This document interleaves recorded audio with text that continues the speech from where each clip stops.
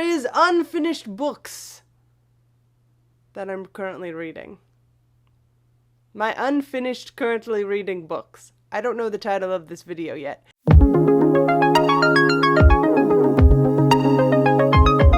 This video is an idea I've had for a long time because I have a lot of books that I'm currently reading that I haven't finished. And this isn't books I've given up on. These are books that I do intend to finish reading at some point.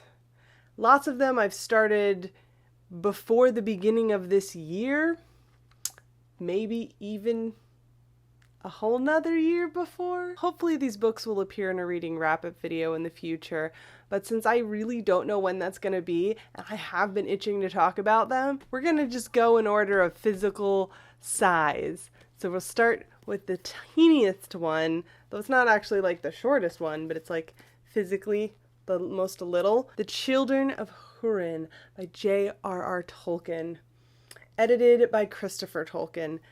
This is a prequel thing, and it is very wordy, and I do enjoy very flowery explanations and long-winded descriptions.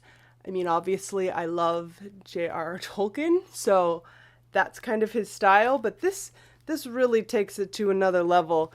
It is just so confusing at first, and I've made it to page...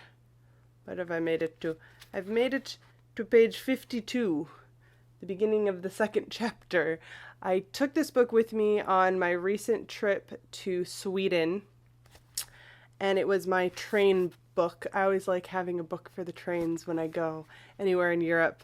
Honestly, I did more writing than reading during my Sweden trip, but I do enjoy Tolkien. I just don't know when I'm going to be in the right focusy headspace thing. I'm currently writing a post-apocalyptic story, not a fantasy story, so I'll dive into this if I switch up what novel I'm working on writing, because this definitely puts me in that hyper fantasy mood. That leads me to the second book I'm going to be talking about, The Stand by Stephen King. It's actually the first Stephen King book I've ever started reading. I bought this very recently because I am writing, like I said, a post-apocalyptic novel, and every time I Google post-apocalyptic fiction, this is on all the lists. So, I don't know. It's very dark, and my story's not going to be as dark. It's probably going to be YA. So I don't know how dark I can go, but I'm only on page 26, and I just started it, and I do not think this is going to be something I can read in the next year. It's going to be my when I need inspiration and don't feel like watching another episode of Jericho feeling. Next is Goddess of Yesterday, A Tale of Troy by Carolyn B. Cooney. This is a book I picked up on a book festival thing a few years ago. I made a video about it. This was like $1. It's interesting so far. I don't know. The bookmark fell out of it, so I don't know what chapter I'm on. I feel like I'm a few chapters in, maybe less than halfway through it.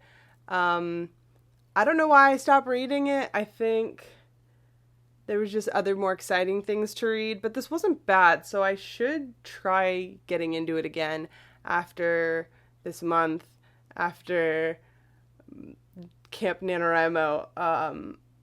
This might be a quick read because it looks like either YA or middle grade type reading.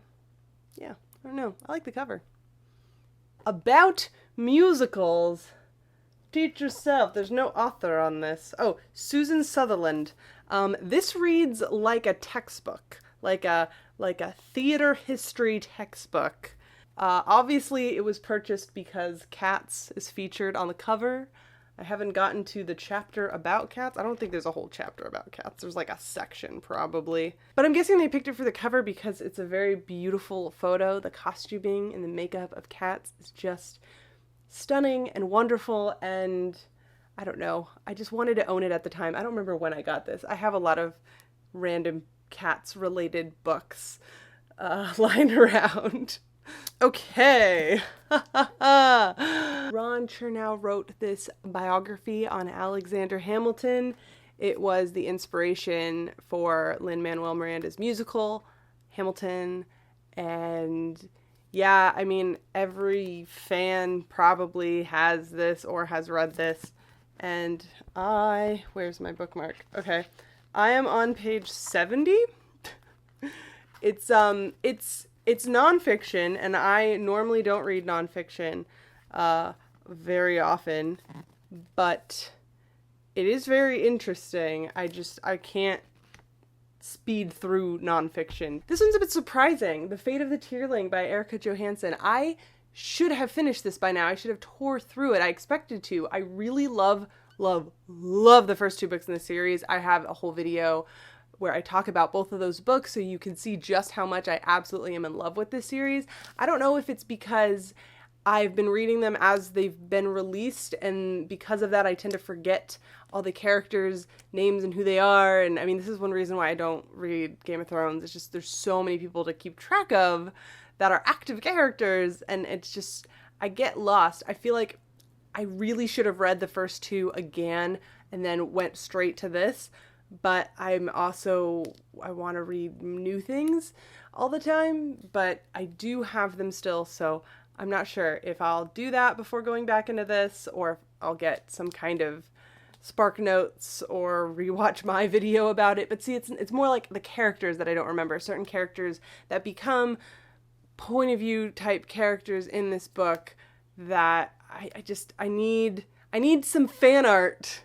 I need some fan art. If there's a fan art for this, let me know. That will help me to visualize it all and get back into it. Yeah, I don't know. I'm on page 152, so we'll see. Next is Haunted Mansion, Imagineering a Disney Classic by Jason Sorrell, and this book is so magical. I bought it at Disneyland when I was there for VidCon very, very recently. It is full of beautiful photographs and art, and it's just taking you through the history and then like literally every scene of the ride and the differences between Disneyland and Walt Disney World and Tokyo Disney, and also the Tokyo Disney, Disneyland, Haunted Mansion Holiday with Nightmare Before Christmas characters. It's just, everything is in here, and it's just so wonderful, and there's just so much amazing history and art and Imagineering, and it's beautiful. And I heard there's a fiction story about the characters in the Haunted Mansion, like not the movie with Eddie Murphy, but like more of the Gracie, and I don't know, is it good? I think I might see if my library has it, because I'm curious about it, but I knew that this needed to belong to me completely. And I'm only reading it at night, and I've been reading it like every single night for the past week till I fall asleep. And last but not least are these 3 books, and the reason I haven't finished these, I started them a while ago, like a year ago probably, is because I'm taking a break. They're basically a workbook. Well, let's see. This one's the workbook, so like it has writing in it, but I'm also putting my own information in. This one, I don't know if this really counts as something I'm reading. It has prompts, but a lot of it's just like notebook style for writing 3 pages of stream of consciousness every morning. And then this is the actual book with chapters and, tasks and things. The Artist's Way, A Spiritual Path to Higher Creativity by Julia Cameron. This book always appears on lists of amazing books you need to read, kind of things that are out there on the internet that I've read. I was so curious because it's a course in discovering and recovering your creative self. And I'm very skeptical when it comes to this kind of thing, you know, like find your inner soul of creativity and unleash your powers within yourself. Like self-help books, I don't like them. They're just so corny. But this one's pretty good because it actually has prompts of things to do and to write about, and it kind of takes you out of your comfort zone. I think that's why I took a break. It was demanding a lot of me, and at the time I couldn't commit to it fully, and I didn't want to commit to it only partially. That's 10 books that I have started and put down. And since then, I've read or audiobook listened. Oh, no! There's one more! I'm actually listening to the audiobook of Neil Gaiman's Trigger Warnings. 11. Please let me know in the comments if you have read any of those books, or if you have any questions, or if you have a bunch of currently reading books that you just don't know when you're gonna finish, but you don't want to give up on. If you want to make a video like this, I would love to watch it. Please let me know if you do. Thanks for watching.